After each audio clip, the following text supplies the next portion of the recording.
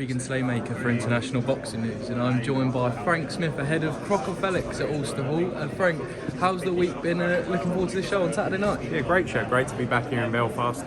Had a great show in December here, and that's why we wanted to come straight back. And it sets up, off the back of this, sets up some big nights in Belfast towards the end of the year.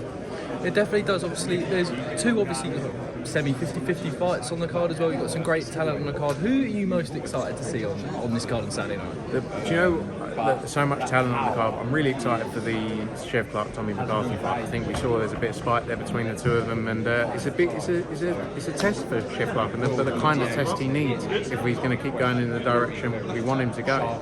I'm excited for that. Excited to see Paddy Donovan as well. He had a great showing on the undercard of Casey Taylor back in November.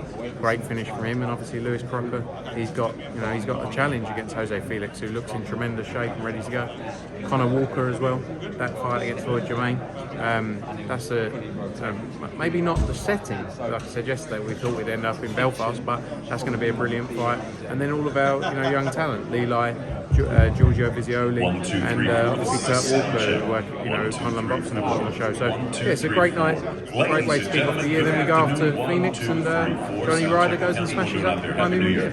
Definitely, we'll touch on that as well. Obviously, the press conference was yesterday. Obviously, fully confident that John Ryder's going to do the business here in the year as well. Yeah, look, very confident. I think Jaime Munguia is the toughest test in probably Derevinchenko in terms of even opponent, and he gave him his toughest fight. And many people believe he could have lost that fight. I think John Ryder, he knows what he's got to do. He's got to go in there early, and he's got to go to work on it. But this is another moment in John Ryder's career where 10 years ago, a bit like the Canelo fight, who would have thought 10 years ago after that Billy Joe Saunders fight he'd be in this position now? And he seems to be coming into his own and into the peak of his career, and a big win for him here can set him up to really change his life, and get one of those big fights at 168.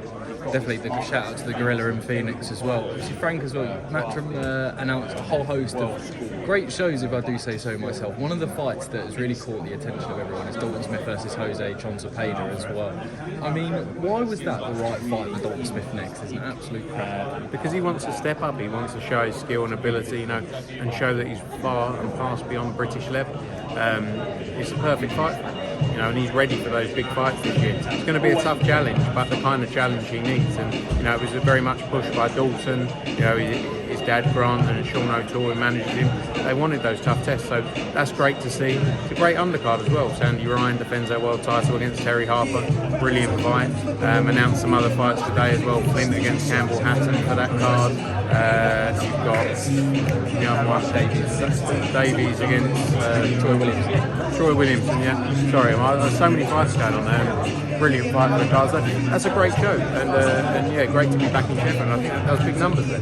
Definitely, obviously. What outside of kind of Smith Zepeda as well? What would you say your pick of the bunches out of all those shows you've been at? I really like the Zelfa Barrett against Jordan Gill fight. Brilliant fight. I think that's a great fight, and that sets the winner up to go and challenge for a world title. Zelfa's obviously he had the fight against Rakimov for the world title, then his comeback fight. Jordan Gill with a massive win here in Belfast against Michael Conlon. Changed his life as well. He's another one who you look at 5 years ago, 6 years ago when he lost his pizza. You wouldn't think he'd be in this position now, but really coming into his own, and that's a brilliant fight. I look forward to that. Definitely, obviously on that card, Rhiannon Dixon challenges Karen Carabajal for the WBO world title. Obviously with Rhiannon Dixon being ordered for the IBF as well, could we see Beatriz Ferreira be ordered against Caroline Dubois for the IBF? Yeah, that's in the discussion stages right now. So. Beatriz Ferreira is a special fighter, special fighter. So let's see whether they want to do that or they're going to pull out another person. Well, we look forward to seeing a world title fight for Beatriz Ferreira either way as well. My next one, Frank, is been a bit quiet on Katie Taylor recently as well. Could we see if that fight still set, her next fight still set for a stadium? And is it likely Chantel Cameron's trilogy? Got meetings here with both Katie and Chantel's teams this over the next couple of days. That's very much the fight we want to make, the trilogy. One or two of the best fights, I think, two of the best fights in boxing last year. They both put it all in there, and didn't leave anything, in the ring, and tremendous nights. And one we want to recreate again. A stadium is definitely our focus. whether that's Croke Park or the Aviva, that's our focus, try and make happen. If we can't though, we want to do it, we'll do it back at 3 Arena, because that's it's an atmosphere like no other. So news soon on that, I'm sure. Is the Aviva more likely than Croke Park at this stage? Look, we're working with the government, we're in discussions with Croke directly. Hopeful we can make it happen. That would be a special night if we could do that, but still work to be done. Definitely, well, we look forward to that. And one final one, Frank, because I think the press is the waiting's just about to start. Skye Nicolson was obviously ordered against Sarah Mahfoud for the WBC featherweight world title. Was there any update on when we could potentially see that fight? We're looking at whether there's a chance of doing that in Australia, but work going on that in the background, and it's another great to deliver another world title shot, and I think one that Skye can definitely win. Definitely, and we look forward to that one as well. Frank Smith, thank you very much once again, mate. Thank you.